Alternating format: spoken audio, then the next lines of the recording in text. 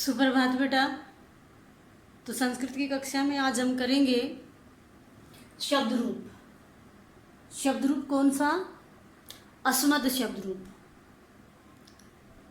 शब्द रूप का क्या काम होता है वो पता ही है आपको, कि जो कारक चिन्ह होते हैं हिंदी में वो संस्कृत में नहीं होते हैं। वो कारक चिन्ह लगाने के लिए ही क्या होते हैं? शब्द रूप होते हैं हमारे। तो उनमें जो ये शब्द रूप होते हैं इनमें जो कारक चिन्ह है वो लगे हुए होते हैं। ठीक है, इस बात का तो पता ही है आपको। तो अब हम करेंगे अस्मद। अस्मद यानी मैं सर्वनाम शब्द रूप।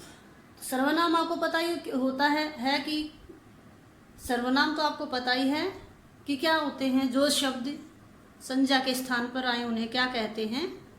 सर्वनाम। तो अस्मद यानी मैं का शब्द रूप है। यहाँ ये सारे के सारे जो शब्द हैं इनका हर शब्द का अलग एक अर्थ होगा, उसमें कारक चिन्ह लगे हुए होंगे। तो इसको हम पढ़ेंगे, समझेंगे। और अस्मद मैं कौन सा पुरुष होता है? उत्तम पुरुष। पुरुष तीन होते हैं, प्रथम पुरुष, मध्यम पुरुष, उत्तम पुरुष। तो अस्मद यानी मैं किस में आता है? उत्तम पुरुष में। तो इसको हम देखेंगे अभी। तो सभी बच्चे यहाँ देखें, अस्मद यानी मैं शब्द रूप सर्वनाम। अब विभक्ति ये सारी की सारी है, प्रथमा, द्वितीया, तृतीया, चतुर्थी, पंचमी, षष्ठी और सप्तमी। तो जो ये विभक्ति है ये किसका काम करती हैं? कारक चिन्हों का। और कारक चिन्ह क्या होते हैं? जैसे कर्ता ने, कर्म को, कर्ण से, के लिए, से अलग होना, काके की, रा रे री और में पर, ये क्या है? कारक चिन्ह। तो अब यहाँ देखो, जैसे इस प्रथमा विभक्ति में हो जाएगा अस्मद का अहम। अब यहाँ अस्मद है, ये शब्द रूप इसका अगर यहाँ आ जाए कि अहम आवाम वयम, मूल रूप में क्या शब्द होता है? तो अस्मद। अस्मद यहाँ नहीं आएगा, सभी ध्यान दें। यहाँ तो अस्मद लिखा हुआ है, लेकिन यहाँ किसी भी वचन में कहीं भी अस्मद आपको नहीं मिलेगा।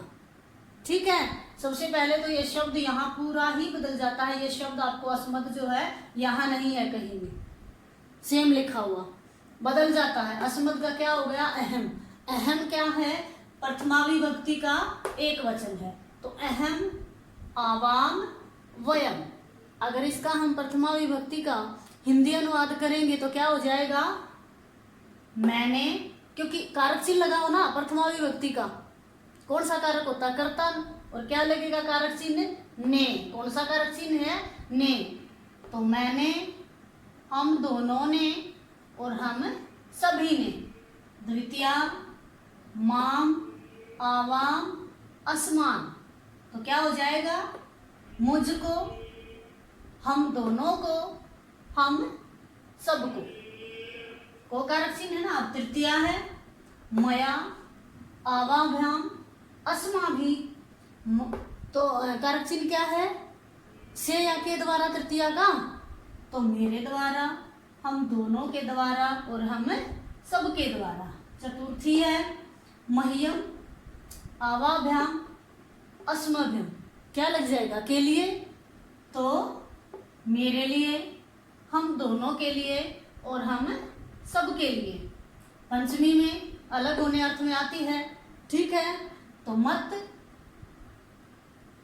आवाभ्याम, अस्मत्। तो मुझसे अलग होने अर्थ में आएगा, जैसे हम दोनों से और हम सब से। षष्ठी में हो जाएगा मम, आवयोः, अस्माकं। तो मेरा, हम दोनों का, हम सबका। और सप्तमी में हो जाएगा मई, आवयोः, अस्मासु। मुझ पर या मुझ में, मैं या पर लगा दो यहाँ, हम दोनों में और हम सब में। तो इस प्रकार इस शब्द का ये पूरे के पूरे शब्द रूप का अनुवाद है। वचन आपको पता ही है, संस्कृत में तीन होते हैं, एक वचन, द्विवचन, बहुवचन। तो इसका एक वचन यहाँ जो है इनका अर्थ एक, इनका दो और इनका सभी। और इनके साथ फिर हम क्या लगा देंगे? जो कारक की विभक्तियां हैं वो सभी शब्द रूपों में लग जाती हैं।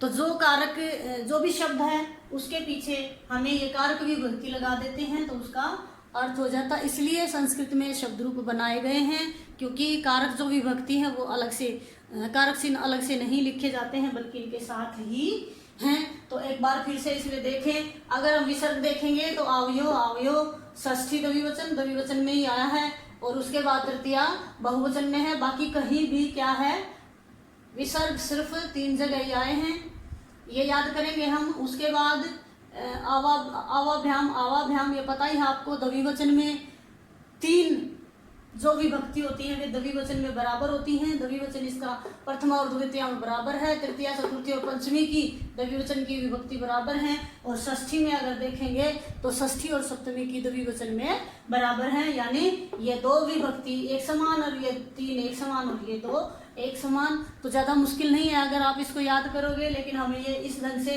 विभक्ति हमें इस ढंग से याद करनी होती है। जब भी आप याद करोगे तो इसका वचन याद रखें कि प्रथमा का मान लिया जाए, कहा जाए कि द्विवचन लिख दियो तो क्या हो जाएगा, आवाम। इस प्रकार से भी याद करना होता है ये, कि अगर कोई अलग से पहले हम देखेंगे, अगर कहा कि अस्मद शब्द रूप की द्वितीय विभक्ति का बहुवचन लिखो, तो पहले तो अस्मद शब्द रूप हमारा ये है, फिर ये द्वितीय विभक्ति है, फिर इसका क्या लिखना है, द्वितीय का बहुवचन तो बिल्कुल बाद में। इस प्रकार से अलग से भी इनको पूछा जा सकता है। धन्यवाद।